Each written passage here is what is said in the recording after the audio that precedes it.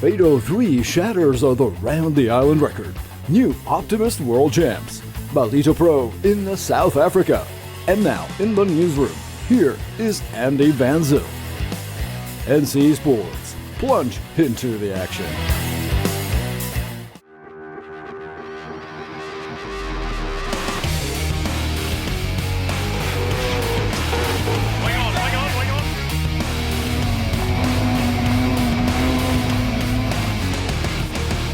The Round the Island race, Britain's favourite sailing race since 1931, was back on the water last weekend. The USA's Fado 3 broke Ainsley's 2013 record. And our very own Nick Douglas was on the spot to bring you all the action up close. Here's her report on today's top story.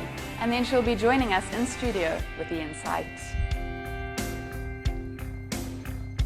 This is Nick Douglas for Adventures of a Sailor Girl. Just finished the JP Morgan Asset Management Round the Island race. Such an iconic race, and the weather and the conditions were just absolutely incredible. He got plenty of interviews with the Fado team, who absolutely smashed the record. They did it in 2 hours, 23 minutes and 23 seconds. Absolutely awesome work to Fado 3, and congrats to all on board.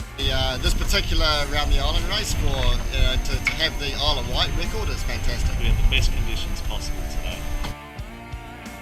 Super fast, yeah.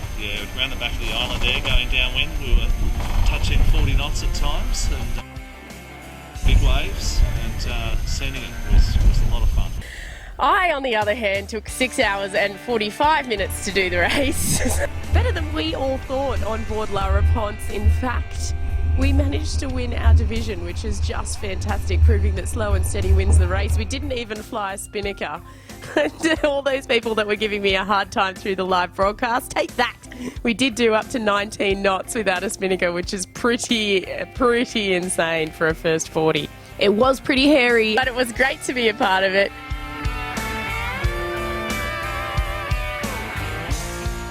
What an amazing edition of the Round the Island. Now there's a truly iconic race in the UK, always living up to its tradition.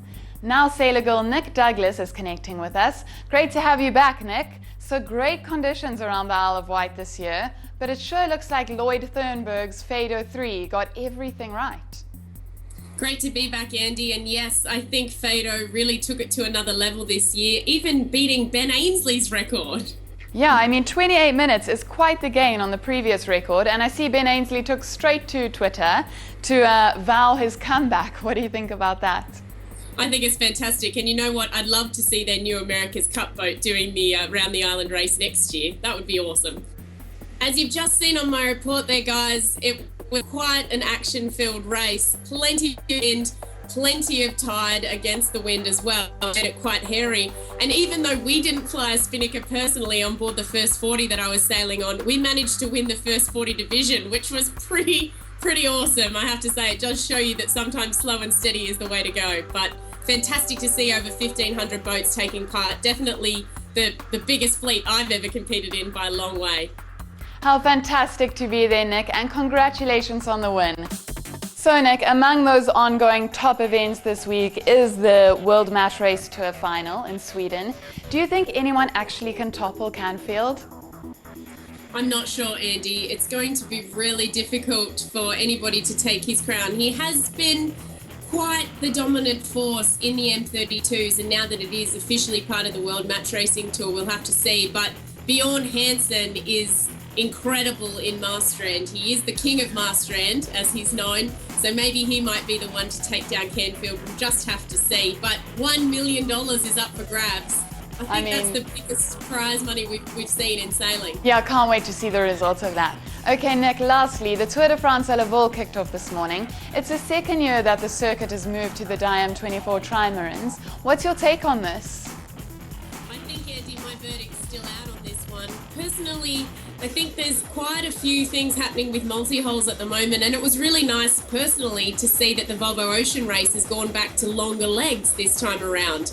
Whereas now we're not really seeing a tour as much. It's really short legs on another multi-hull. So yeah, my verdict's still out. Hopefully it works for them. I like to see everything work in sailing, that's for sure. But yeah, I'm not sure how it's gonna work in terms of the format and what everybody really liked seeing happen with the Tour de France.